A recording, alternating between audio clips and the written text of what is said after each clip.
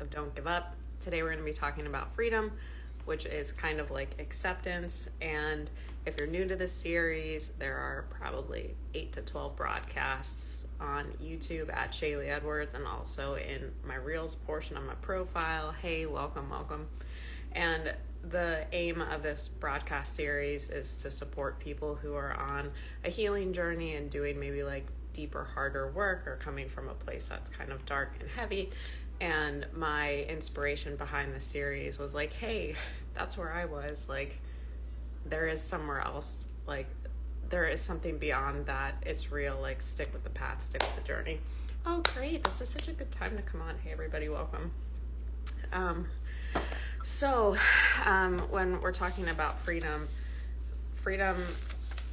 more or less in this conversation is a state of mind.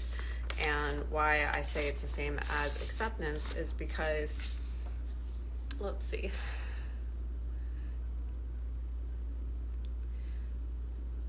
It comes from not needing things to be other than they are. And this is kind of, let's see, hold on, let me tune in and see, like, Shaylee wants to talk, but let's see what Spirit has to say. You can be free the moment you decide to be, which is interesting. What does that mean? That means that your mindset allows for movement, or it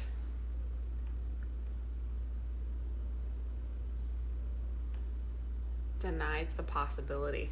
So allowing for movement to me means that, hey everybody, welcome. Today we're talking about freedom, which is a kind of acceptance or kind of similar. What's that little sign in mathematics? So it's like the squiggly line. It's like, basically it's like acceptance. When you let things be what they are, hold on, let me see what it says. I'm trying to,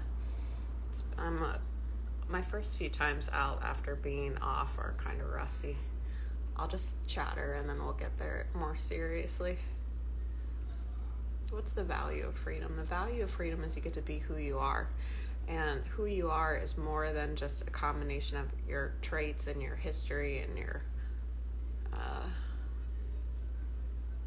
thoughts. It's also, it's what you want. I was meditating a few weeks ago and I was like, the question, who am I, had been kicking around in my awareness for some time. And I was like, who am I? Well, who I am expresses differently, like depending on what I'm doing or who I'm with. And so if that changes, then I'm not any of those. Like, there's probably more of like a home base feeling, but even that can evolve. So if I'm not those traits, if I'm not those behaviors, who am I? And then it came to me that I am my desire.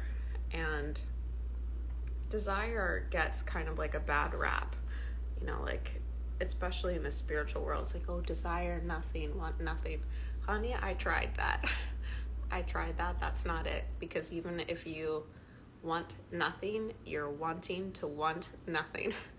And so it's more like, can you allow yourself to connect with a desire that is nourishing and harmonious and aware? Kind of like, it's love. It's like love in action. You are allowing yourself to move toward and develop what is personally meaningful and inspiring to you. And the mind is so interesting because it puts these like brackets around things, like, oh, this is my home, you know, like brackets around your yard.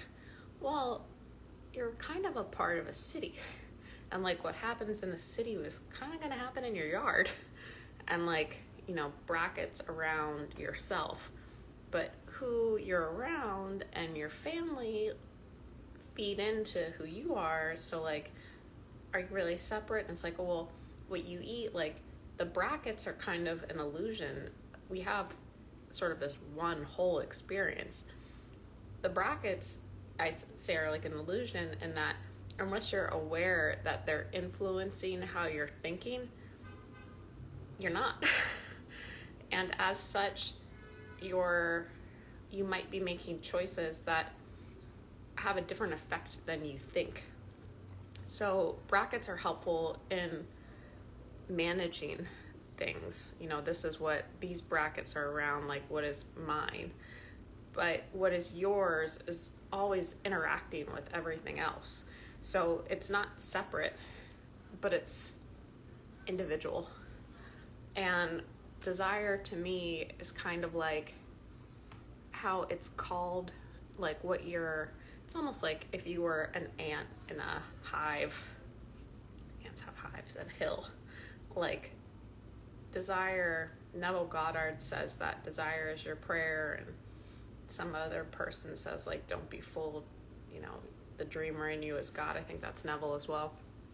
And both of those really resonate with me, and it's kind of like how you are drawn, pulled, inspired, hey girl, to facilitate life. And so what I'm talking about today is freedom, and I was talking about it via, or sort of like squiggly line, is similar to acceptance. And freedom of what? Freedom to be yourself. And what is yourself? Like, who am I?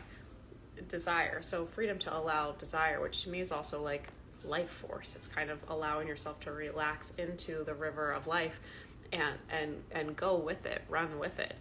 And not all running with it feels like running with it. Sometimes it's tension, sometimes it's pressure. And yet what I find is that if I apply a meaning or use the brackets to include, like, oh, this is perfect, whatever this is, whatever I think I'm trying to do, wherever I think I'm trying to go, like, the brackets around this is like, oh, this is helpful, this is on the path, this is for it too, this is purifying for it. Like, without getting too deep in the explanations of it, it's really just making room so that you're not resisting it, so that life continues. I made the mistake, as I've seen others do on the path, where you get kind of like locked into your ability to explain away your power, or explain away why something is hard for you, or explain why things are the way they are. You have a scenario, there's something in your life that's lacking, and you might have crafted this very convincing explanation as to why it's not there. And maybe the explanation is like, well, these people did this. But maybe you like advance a little further and you're like, well, these people did this because my dad did that. And then you advance further and you're like, well, the stars say whatever. But what it comes to is basically like, here is this experience, and you can apply whatever explanation that you want, but it likely isn't it. You can't really know it. Sometimes it's helpful to have those patterns evidenced or made visible and allowed and accepted, but it's very important, at least I found it was for me, to not get attached to them, because silly, that's not where you're going. I have a lot of refurbished, I think I called it, content on my Instagram, different things I've written, and one of the things I've written is about, like, don't forget this if you're healing. Remember, if you're healing, you're trying to feel good. That's the whole point. And so if you're making yourself miserable and retelling why you're not happy, you know what you're doing? You're not letting yourself be happy. And freedom to me is also that. It's giving yourself permission to surrender the explanation that you have and to make space for life to go another direction, or to continue the direction it was going more comfortably. It's so important when you're intellectualizing yourself and your process that you don't mistake that abstraction for the thing. Silly, like, often how you're looking is the primary barrier to what you're trying to do. Because if you're efforting through your perspective, you can't see your perspective. And in silence and stillness and freedom, you make room for life to open up and progress in new ways. If you have been through a bunch of shit, often your mind plays way more of a role than you meant it to. That means that it really wants to understand things. It really wants to explain and forecast and, do all of these crazy, like, psycho killer cork boards with the strings. But that is a pattern. And as, essential as that might occur to you while it's happening, and as natural as it might feel, it's not. And it doesn't mean that you can't think forward with some kind of strategy or you can't review things. It just means, like, make sure that that has a place in your process that supports what you're really trying to do and isn't perpetuating some narrative that hides your power or hides the goodness or happiness that is already there. So much of our thinking comes from unresolved feeling or unresolved emotion, and you don't know that because you're just listening. You're thinking, and you don't necessarily know that, oh, well, I'm coming up with this to avoid feeling this. It's tough.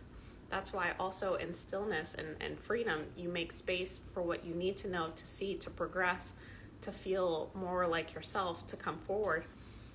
If you're constantly problem solving, there's no room for that. And the idea even that, like, you can problem solve the self is so funny.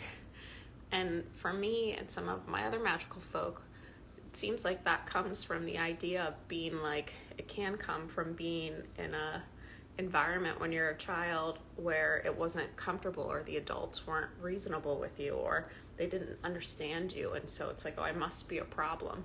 How do I change how they treat me? Not silly. And then you live that story out. Oh, how and why am I the problem? And asking and answering that question can seem so natural and obvious, like, why wouldn't you ask that? But it's very possible that's not the question to ask. And it's not to say, like, don't take in feedback or don't evolve or don't take ownership. It's none of that. It's just the thinking set, the track that plays the most. I posted, this was in my close friend's story today. It was like, point at what you want and get out of the way, like an Abraham Hicks quote. And that really, like, after nearly 10 years of obsessing over the universe and how it works, it seems very simply that, where if you look toward what it is that you want and you believe that you can have it or are worthy of having it, and that has meta levels to it, like, seemingly if you stay focused on the thing that is wanted, the desire, it will evolve. Like, life will continually work with you. This idea of chiseling has been very present recently, and it's like, it'll chisel you. So, like, you don't need to go look for why stuff isn't happening. Like, continue to look forward, and as you progress, what you need will come to you. I can't say enough about the mentality that's, the life is for me bracket, because, man, you don't know, like, we're trained to think that education is this formalized external process. But life is always teaching you, baby. Like, it's always teaching you. We're trained to think that, guidance comes from mentors. Life is always talking to you. If you are willing to allow that, like, the hands of life, like the hands of God, are always in the clay, and say yes to the experience that's happening as if it's for you, it seems like it does something. And it doesn't mean like, oh, you say yes to abuse or you say yes to poverty, but it means that you allow that. Let's see, how would I speak to those things? Those are like at the far end of the spectrum. I'd put abuse before poverty, although Gandhi, I think, very accurately says that poverty is like the worst form of violence or something like that. And I agree.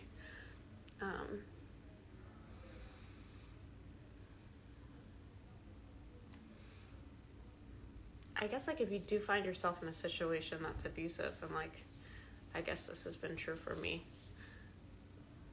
I did over apply this must be right meaning, but I did that from the standpoint. So it seems like allow what is to be correct, but also give yourself the freedom to move when you can. Like, just like if it's hot, take your hand off. It's not saying like, oh, you have to continue to accept wrong treatment or circumstances that hurt bad. Like, make a move if you can make a move. You know, like, it's not. And sometimes it's hard. For me, abuse was kind of like my water, and I didn't know what correct treatment was. I didn't know what it was like to have my feelings heard or validated or be treated with respect. And it's not to say that didn't happen in certain areas of my life, but I was so trained to the not that I couldn't really, like, I didn't have the visibility there to discern or discriminate what was what. But I think it does come to, like, very simply asking, like, does this feel good or not? And if it doesn't, what actions are available? And if you don't see any action, sometimes that's when the stillness, the quietness is helpful, because you might be telling a story about why you can't do something and really buying into why you can.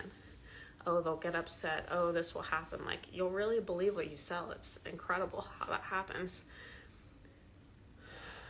In those instances, like, managing your nervous system can help open up other parts of your mind. Managing your nervous system to me means, like, learn how to breathe and relax your body.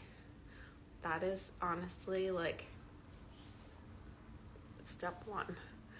Like, I think that before anybody does any kind of therapy that includes words, like, you got to know what your body is doing and being able to, like, move it. Because what you think changes based on what you feel. And if your body's in fight or flight, the problems that you think you have are different than the ones that you think you have when you're not. And your fight or flight might be in response to, like, some old shit. Like, your shit will chase you around until it catches you. Anything else? No, that's it. Okay, so this broadcast will be on YouTube, yes. And I'm also doing broadcasts on TikTok. Let's see, in wrapping this up, my point was, freedom is acceptance. And what are you free to do? You're free to be yourself, and you're free to have new pathways. And through acceptance, which is the same as saying be non-resistant, and non-resistance isn't, again, it's not refraining from action, but it's refraining from some story. Like, it's refraining from a judgment against what is.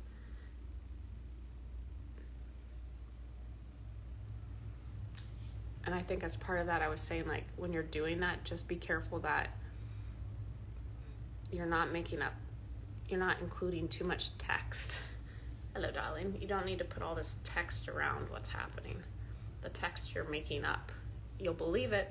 It'll make sense. Some of it might even be right, so far as it is, but it's not the thing. It's not where you're trying to go. Where you're trying to go is to allow what exists beyond that. Is that all? Yes, that's all. Okay, so I'm on TikTok now. I'm doing daily energy reads until I get 1,000 followers, and then I'm going live there, baby. What? I also have a bunch of canvases for sale right now, and I'm doing custom journals, and per usual, I'm working with clients one-to-one. It's my favorite. If you're interested in that process, you can send me a message, or now I also have free try me calls on my website, which is like the opportunity to demo the kind of work that we could do together. So you just kind of take her for a test drive, like, no pressure. You don't have to buy her if you don't like her.